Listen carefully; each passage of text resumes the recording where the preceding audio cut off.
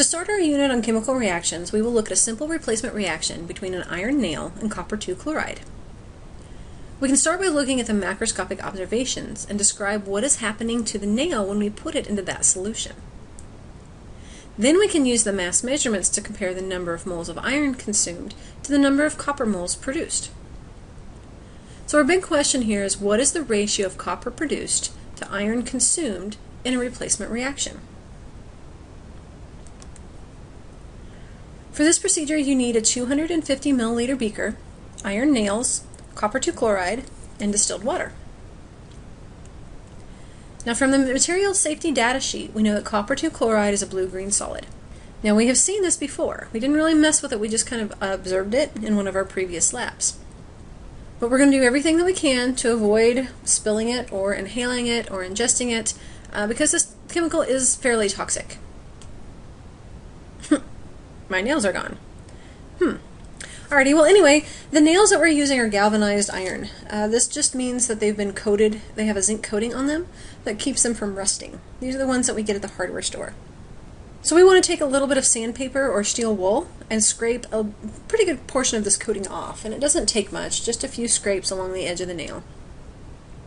And then we want to mass 2 or 3 of those iron nails and record this exact mass in your lab notebook. Label and mass a clean, dry 250 milliliter beaker. Now when I say clean, what I really mean is sort of clean. There are several beakers in the back of the cabinet that have been used for this lab before. They look like they're dirty. What happens is the products in this particular reaction are not always completely removable from the glass.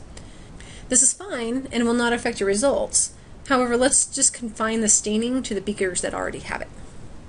So grab one of those beakers and label it with your group name. Find its mass. And then you're going to add between 6 grams and 8.5 grams of copper 2 chloride to the beaker. And again, we want to record this exact mass. Add between 50 and 100 milliliters of distilled water to the copper 2 chloride in the beaker. Stir this until it's completely dissolved. Then take your nails and add them to the copper 2 chloride solution. Observe this reaction for a few minutes. This will be obvious. It will not take long at all for this to start happening. And then place your beaker in the fume hood and let it sit overnight.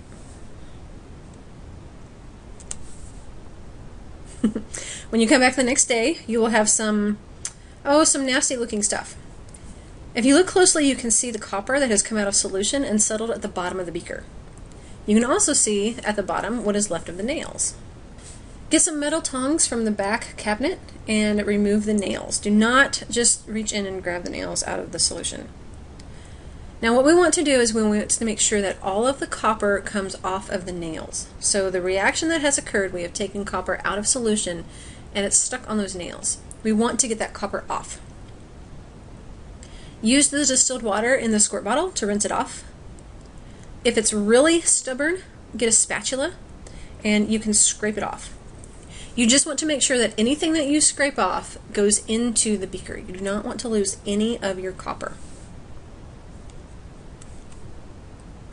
Once the nails are clean, put them in a beaker for safekeeping. You do not need to find the mass of the beaker, but you should definitely put your name on it. Now we want to do something that has come to be known within these walls as super decanting.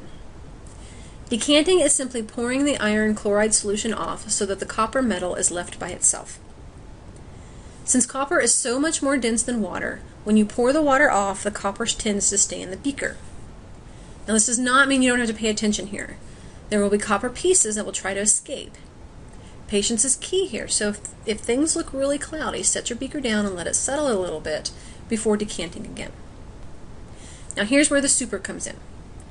Decanting gets rid of most of the iron chloride, but there's still some left down in there with the copper. Add some distilled water to wash the copper. Swirl it around, really make sure all of that copper gets hit with that distilled water. The idea here is to wash any residue off the copper, so we want to make sure that all of the copper is exposed. Decant the water off. You can use the same beaker that you used before, just pour it into the same one. Then we're going to wash the copper with 1 molar hydrochloric acid. During this reaction, water ionizes to hydronium to a certain extent, and a small amount of iron hydroxide will form. The acid will dissolve the iron hydroxide and remove any ions from the copper. Since it is such a small concentration, it is not enough to dissolve the copper. You will probably also notice that the solution really begins to clear up after adding the acid. Rinse this well and decant again. So now we're decanting the hydrochloric acid off of our copper. Repeat the rinse with some more distilled water and decant again. You will be left with a lovely copper sludge in the bottom. Add the beaker with the copper and the beaker with the nails to the drying oven to sit overnight. From the material safety data sheet, we know that iron chloride is a light green solid that can be nasty if handled incorrectly, so be very careful when handling it. So the cleanup for this lab, there will be a waste container for your iron 2 chloride that you have decanted off of your copper. Pour your iron chloride into here. Add your copper to the beaker labeled copper that is also in the fume hood. Wash your beaker and remove any labels. Wash your hands with soap and water before leaving and make sure you get everything off of your skin. On the first day you will have the mass of your beaker, the mass of your beaker with your copper 2 chloride, and the mass of the nails before you put them into solution. Day 2 you will not take any data. On day 3 you'll come back and mask the dried nails along with the beaker and the dried copper. So before coming to lab, you need to have a few things set up in your lab notebook. Your title and your question, short description of your procedure, and your data table.